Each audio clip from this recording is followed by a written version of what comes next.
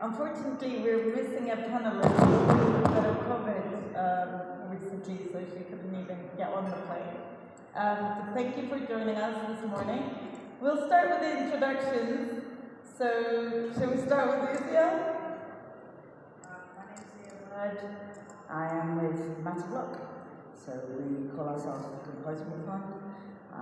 We're a Web3 fund and accelerator. And yeah, I've been in the space since 2015, so a while. And yeah, that's me. All right, we'll continue with that. Brandon.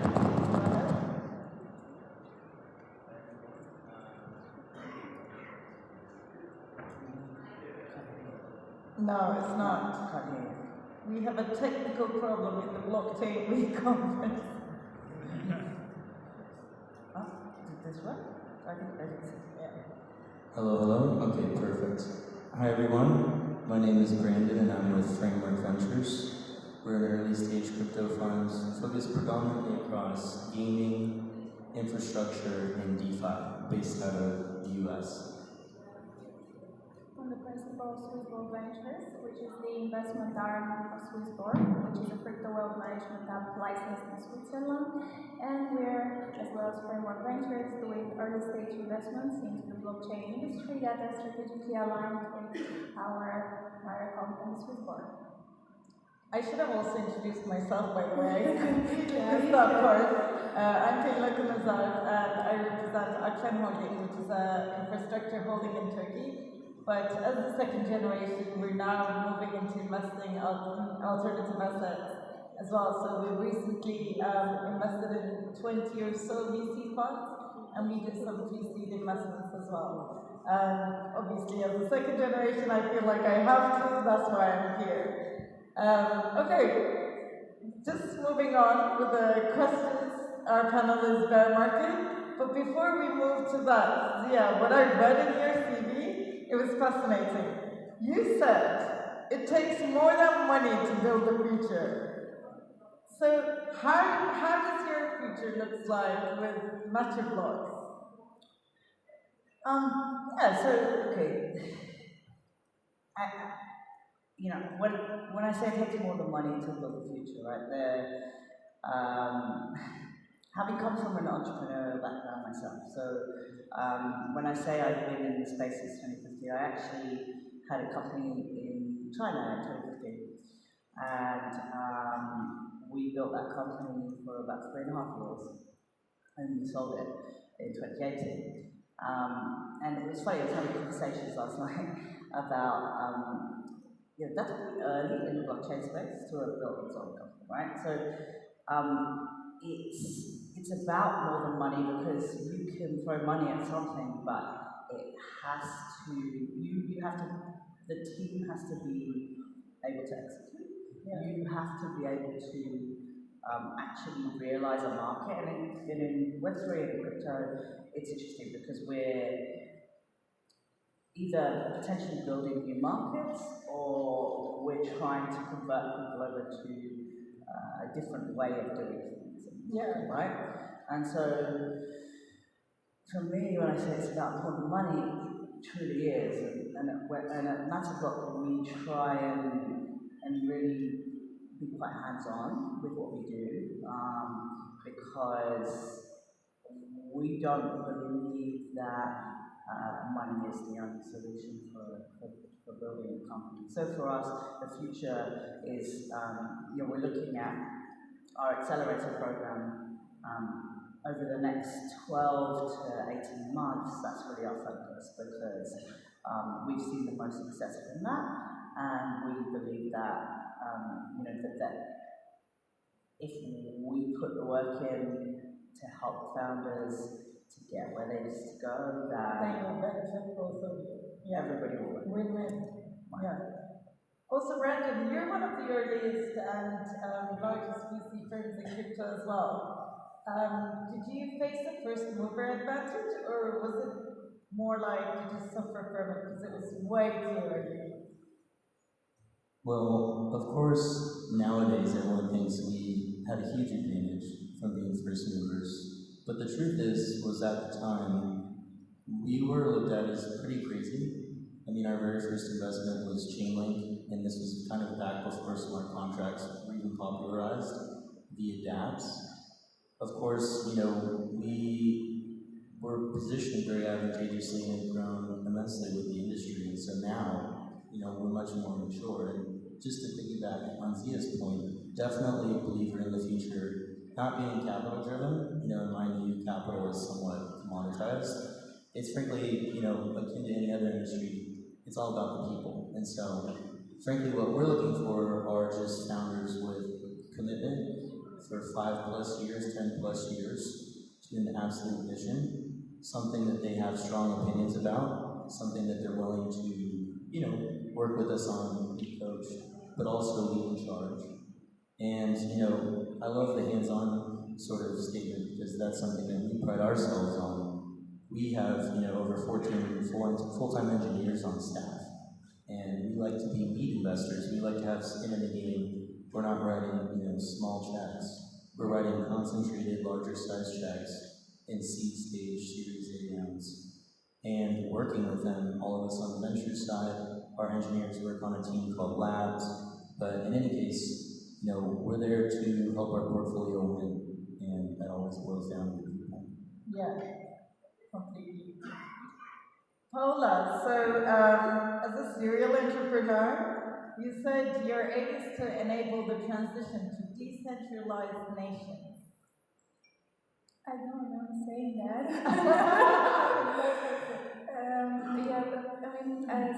Primarily I can say that I have always been an investor. I'm coming from traditional finance, or what crypto people like to call TradeFi, to sound more fly.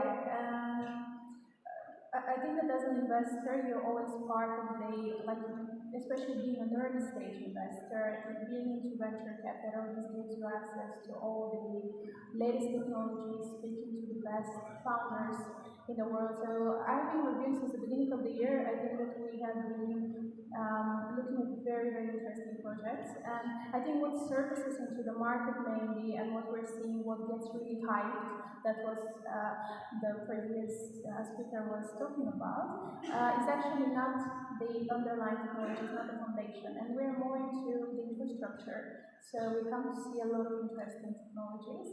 And maybe that's something that I mentioned, that I love to be part of it and have even the smallest contribution, because as investors, especially as a venture capital firm, we don't deploy just capital, but we deploy all our resources. So once we invest into a company, we become also their advisors, connectors, and we just do everything possible to ride and die with our portfolio companies.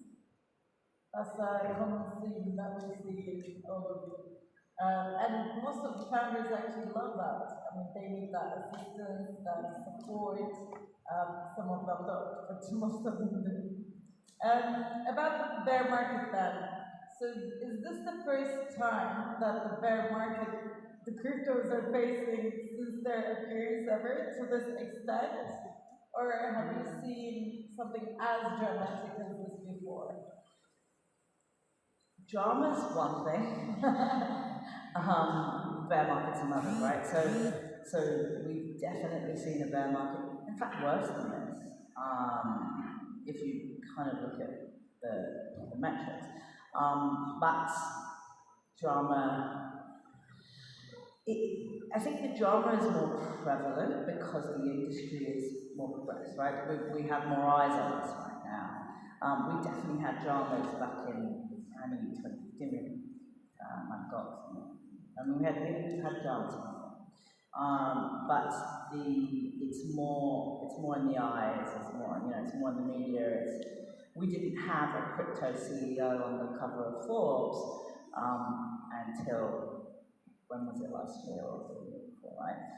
We hadn't had that, or a CEO of a major kind of Web3 or crypto exchange.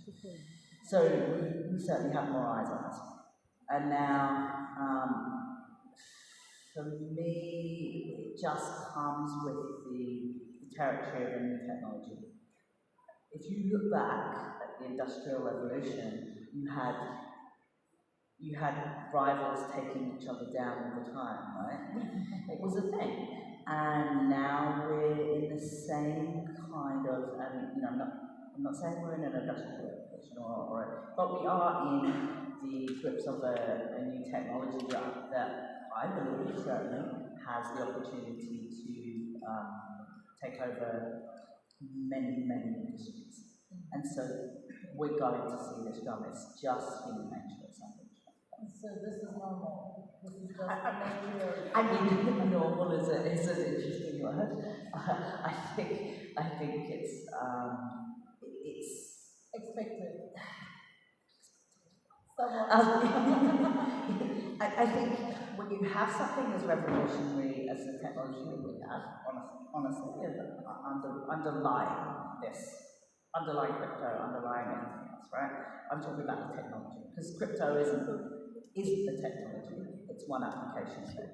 I do think that you're going to have these kind of crazy events. Okay, yeah. Not surprising is the word. No, not surprising. And I would say, it's reasonable to suggest that this is like other industries and their historical analogs. But the thing is that the time horizon is so compressed that it kind of catches people off guard. And I mean, we've been through multiple cycles, as an industry, everything from Mt. Gox to post-ICO era to Black Friday during COVID, where frankly it felt existential. And it was sort of like us looking around the room like, is crypto, are we just done? Are we canceled? Like, is this it? And, this time, I would say that it's not any different in the sense that we will, rebound.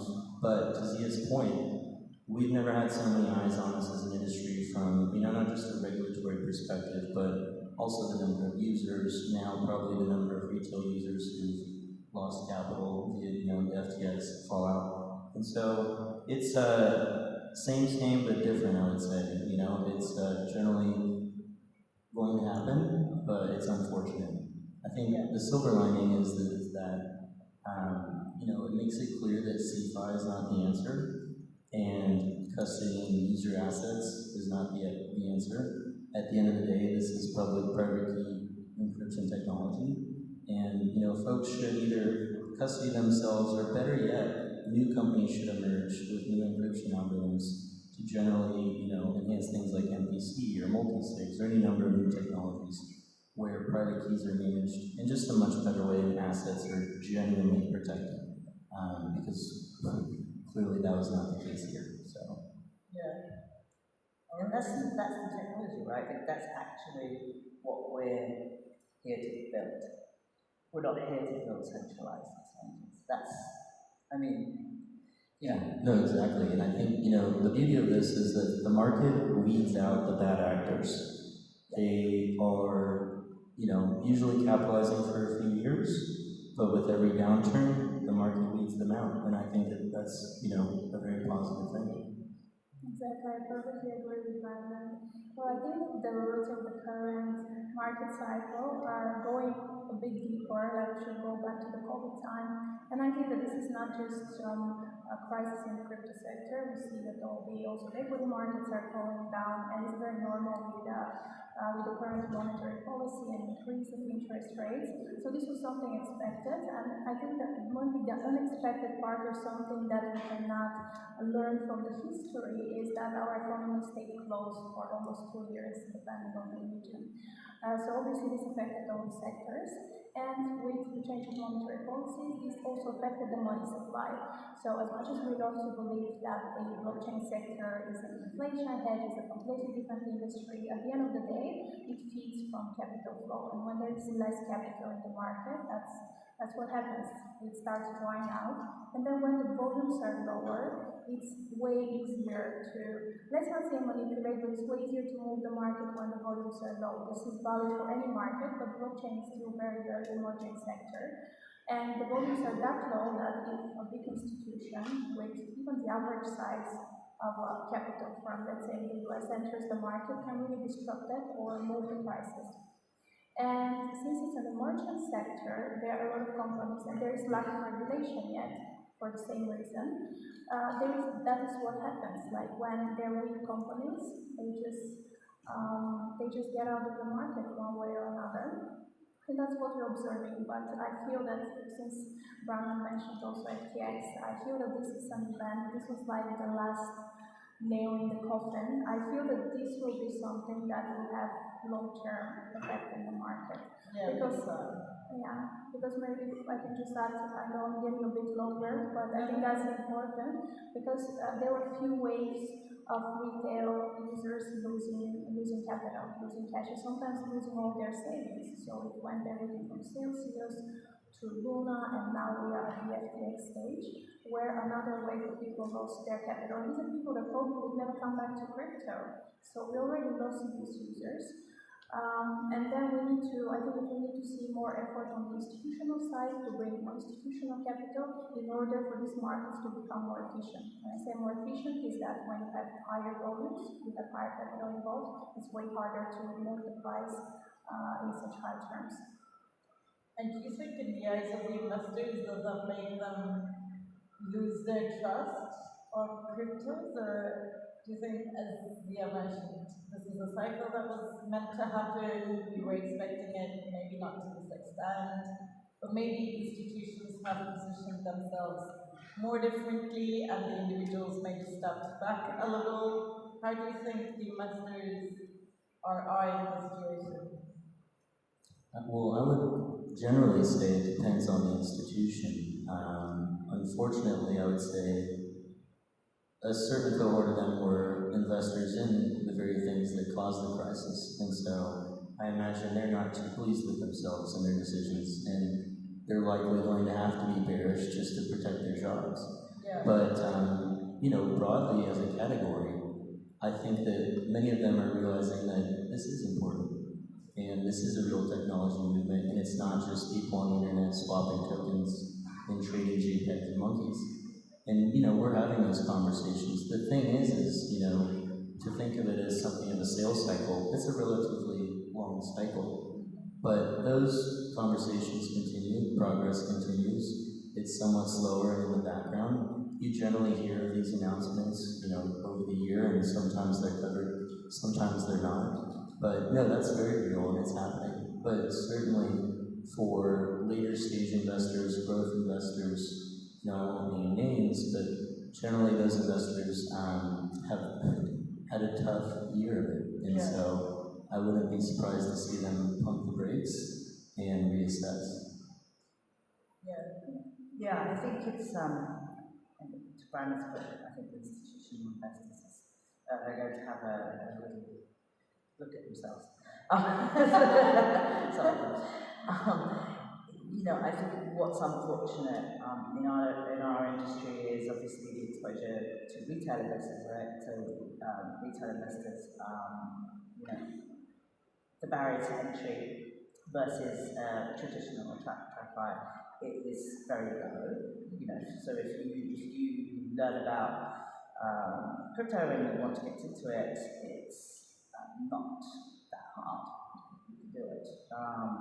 And in some ways that can be detrimental because, of course, you have had exposure to these sorts of things. And I think that really, for retail investors, it's a hard lesson, but it's a good lesson. And that not your keys, but this kind of thing is, honestly, I was absolutely shocked at the amount of people that had exposure and left their money in the exchange. I was absolutely shocked. And not just your everyman, people that supposedly have been in the industry for a very long time. It was shocking. So I think, it's a hard lesson, but it's a good one, unfortunately. And I think, again, to Brandon's point, it actually exposes and realizes the technology underlying everything. It's important, and it's what people need to be really looking at, rather than this kind of entry into a financial market that you may not have that much maturity. That makes sense. No, yeah, it's great quantum, that's for sure. Paula, anything you want to add? Well, on a bit more positive note, as Brandon mentioned, it's a cycle. So I think I see this time as opportunity, but if we are looking at it in terms of institutional investors, it really depends on how much of your capital you deploy. So I believe that funds that deploy the majority of their capital between, let's say, 2021, beginning of 2022, would be suffering greatly at the moment because the valuations dropped almost by 80%, and also the private, especially the private valuations, dropped big time. So if the average valuation in the sector for a seed round that we have been seeing was around, let's say, 60-70 million, now for the same project, the founders are struggling to raise at 15 to 20. But then on another hand, if you're a new firm, a new VC, then you have all the benefit because you're entering at the lowest point. And venture capital is all about the long term. So as a VC, you should be okay to lock your capital for 3 to 5 years. So from this point at the moment, as every cycle, I don't think any bull cycle continues forever, no bear cycle continues forever. So we are already at a very, very low point. So I really think that in 3 to 5 years, both overall the economy will be recovering, so the macroeconomic conditions will be way better. And also we'll be starting to go out of this bottom probably sometime next year. So I think that if right now any VCs, any companies investing on this stage that have capital to deploy are in a very best position. Just to elaborate on that, that was my next question actually, whether this is an opportunity or could it be like opportunistic pricing for you guys? How would you shift this around? Yeah, I think for us, onwards, we keep building. This is absolutely an opportunity. It's, to Brand's point earlier, it's kind of we're flushing out some of the bad actors. It's not a bad thing, of course. And we're long-term investors, right? There are, and I guess this is a good point if there's any projects out there. There are investors that crop up every bull, VCs that crop up every bull run, that take advantage of the bull run. They're not real VCs in crypto. So, we are here for the long term, and we're here for the technology.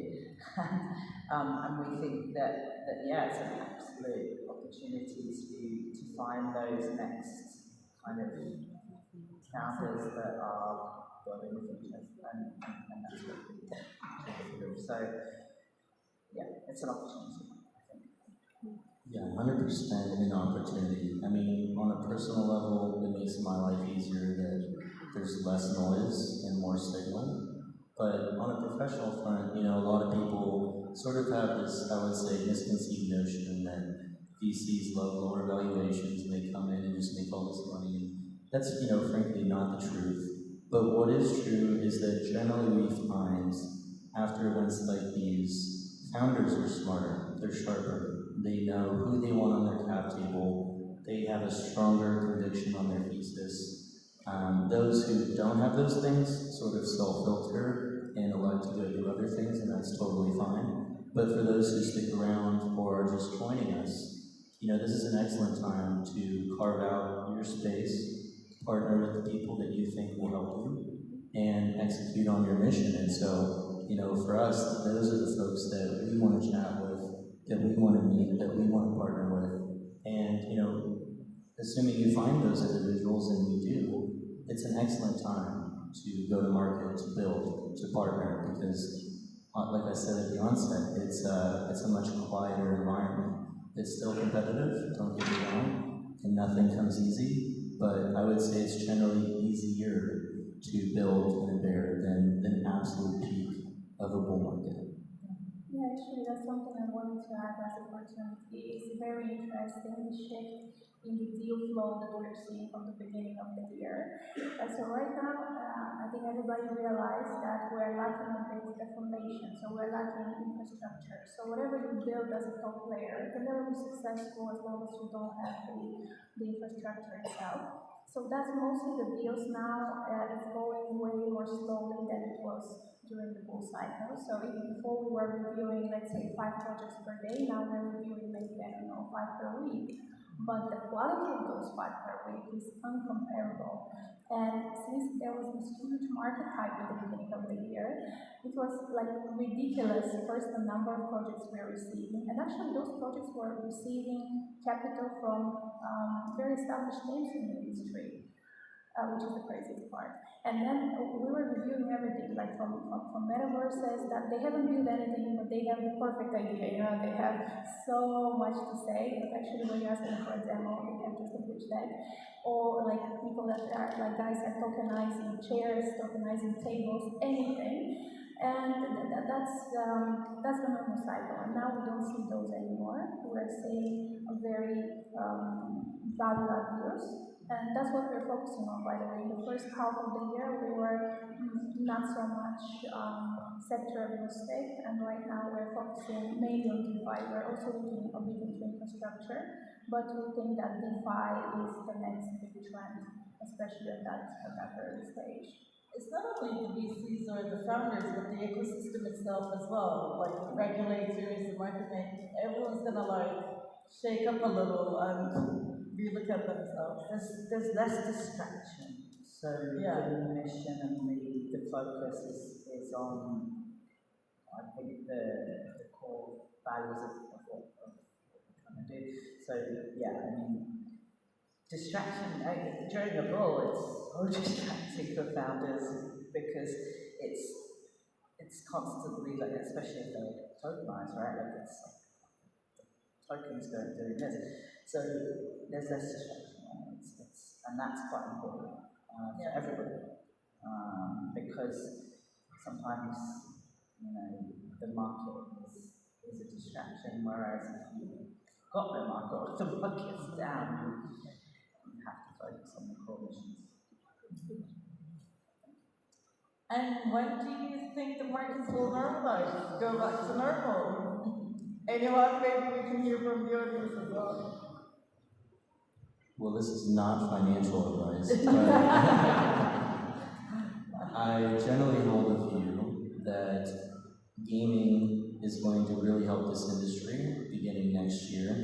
There are dozens and dozens, if not hundreds of titles set to launch next year over the course of the entire year, you know, starting out with fast casuals and rolling through different genres to AAAs. But broadly, I view all of these as huge opportunities and shots on goal to onboard, like we see in mobile casual, for example, hundreds of millions of users. And it won't be, you know, Axie Infinity, token inflation driven, play to earn. Maybe some of those take off. Good luck. I'm not necessarily betting on those. But frankly, it'll be more of the games that we're all accustomed to, but now with digital ownership over our collectibles. And so I do think that that'll be a major catalyst. Ethereum as well is going into a deflationary environment, and so we're watching that very closely and are very bullish there. But you know, capital generally reshuffles to the best assets, and so you know, I don't think the capital is necessarily leading; it'll just reshuffle itself. And those are two of the catalysts that, you know, I'm paying the most attention to: gaming and Ethereum. While I agree on the timeline, I think the catalyst will be different, at least from my perspective. As I said, no trend continues forever, so after any big cycle, I think the market needs a bit of time to calm down. And once this period is over, I see the catalyst in the institutional adoption. And there are very big news happening, but unfortunately, they were overshined by all the bad news happening. So I think that Fidelity just announced a week ago that they are launching a crypto platform, and this is one of the biggest traditional names in the industry with huge amount of customers and huge amount of AUM actually. Fidelity, BlackRock partnered with Coinbase earlier this year to provide institutional custody for Bitcoin and Ether. So I think that all those institutional money are just right now parked, and they're a bit scared to deploy anywhere. I don't think that any of the funds are very active in the equity markets as well. I think everything's slowed down right now globally, economically wise, but I think that sometime early next year things will start shaking up a bit, and once we get some confirmation of some potential reversal, then all those institutional players will come into play. And I believe that will be the catalyst. Again, that's not a financial advice, but as I'm saying, like nothing continues forever. So I see the light at the end of the tunnel.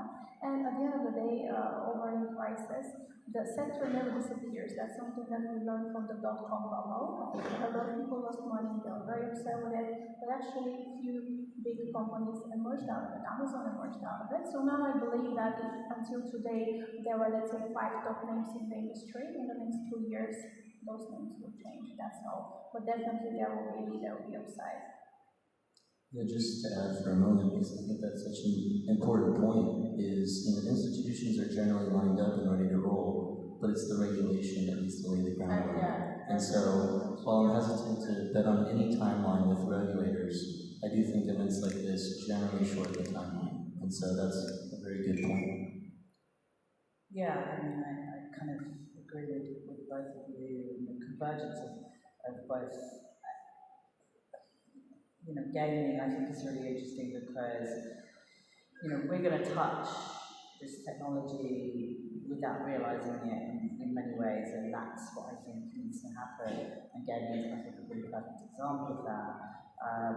I'm of the opinion that if you're talking about a bull run, I don't think we're going to see that until 2024. And one of the reasons is my theory or my thesis on technologies around 10-year maturity levels, so the NFTs 2014, 2024 is when we start to see the real use cases of something. So yeah, the 2024.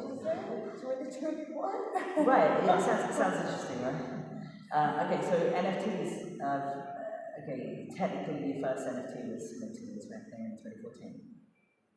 And my thesis on technologies is they usually take about 10 years to mature in terms of being able to see real value. And I'll be honest, it hasn't been wrong so far. So my theory is NFTs, again, however they're used, 2024 is when we'll see the real value in those. That's again not financial advice, but that's my theory on it. And so yeah. But institutions very important point, and I think also we're quietly seeing lots of brands come into the space, lots of corporates come into space.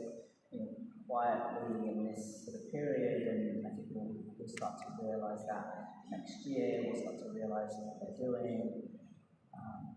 And also, mind you, I mean, the cryptos are only a little part of the entire blockchain or NFT. As you said, NFTs, DeFi's. I mean, there's a lot more aspects that you can compensate with. Yeah, crypto is one use of the particular technology, but it's not the other one. Yeah. Okay, last 2 minutes. Any advices to the founders who are sitting today with us? Prepare. Yeah. Excuse me. I would say prepare. And what I mean by that is, don't expect to win the world over with a white paper and ideas anymore. Build something, show something, and have opinions, have strong opinions, have a thesis. Have line of sight to the resources that you need to accomplish your mission.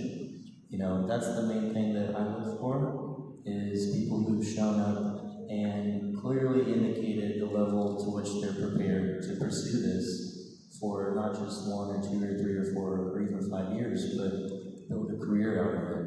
And not just look for a quick and easy exit, but build a lasting company. And so that's my bias, and that's my advice generally to anyone. I think also, you know, company is a good word, because I'm really sick of hearing project. Because if you're building something, it's not a project. It shouldn't be a project. It should be a company. It should be something that you're building for the long term. A project is an experiment, in my opinion, right? Well, for venture backed, but we want projects and generally ecosystem stuff as well, just to be clear. But yes, for investors. Yeah, for investors, you know, you want you know, we see a lot of in crypto and Web3, we see a lot of projects that spin up white papers. You know, building is the most important thing. Shipping, building, even if it's, you know, doesn't look great, get it out there, because, you know, yeah, you can iterate, you can do, you know, and this is, it kind of goes back to venture times, you know, in traditional venture, it's build it and it's test it, and, you know, those fundamentals, they apply to Web3.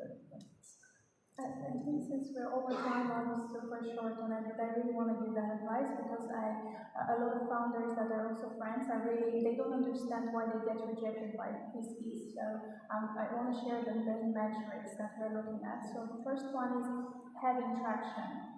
During the bull market, a lot of firms were getting funding easily, but right now all the VCs are looking for traction. So if you have your own project, try to bootstrap it until you have any proof of concept like that. Actually, users want to use this, and then go to the VCs. You're going to have way better terms to negotiate, and it will be way easier to also get investors in, because if you're just on idea stage, there's some VCs that are doing such investments, but first the terms will be terrible for you, and second, the amount will be really small, so you'll end up again bootstrapping until the next round. So that's, I have a lot more, but that's my top advice. Perfect. Any questions from the audience? I don't know if there's a microphone. We can hear you. We'll be able to hear you. See, there is a lot of the reasons why we see that these projects which involve different types of investing, besides from TradFi, have not been able to do so well, or there is a lack of confidence with the investors, is simply because there is an absence of regulations. Now, you see, this is an important question that one cannot overlook. Now, if you want to provide financial services through automated software protocols, you call it DeFi, then you need to be regulated. Let me tell you about what is happening in my jurisdiction. I live in Dubai and Abu Dhabi. There is Dubai International Financial Center and Abu Dhabi General Markets. Abu Dhabi General Markets published a consultation paper and asked all the concerned parties to say how we can develop a mechanism whereby DeFi can be provided through this institutional structure. Now, these laws, we also submitted, my law firm also submitted it. I work for Emirates. We have submitted our opinion and we are actively participating. So what is happening in Dubai and what is happening in Abu Dhabi cannot be ignored at this point in time. And this should be, and the importance of regulations having to be there is what will bring the confidence back. I feel there's something going to happen on 15th of January. All these new legislation is already there, but it will become effective.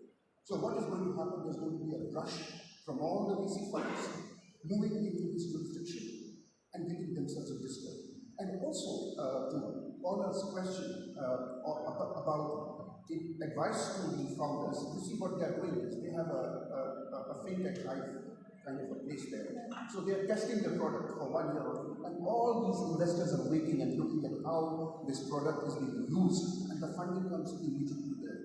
So all this is happening, but it is not happening at the scale at which it should. So that's all I wanted to bring to attention. Yeah, thank you. I guess the reason why we haven't mentioned much of the regulation is because it's out of our hands, you know. Hopefully, as you said, there'll be a more optimistic picture once the regulation steps in. That will definitely, with more governance and transparency, that we need in the Web3 scene. But hopefully, the regulators will step up. Thank you so much. And there were many more questions, but we ran out of time. That's okay.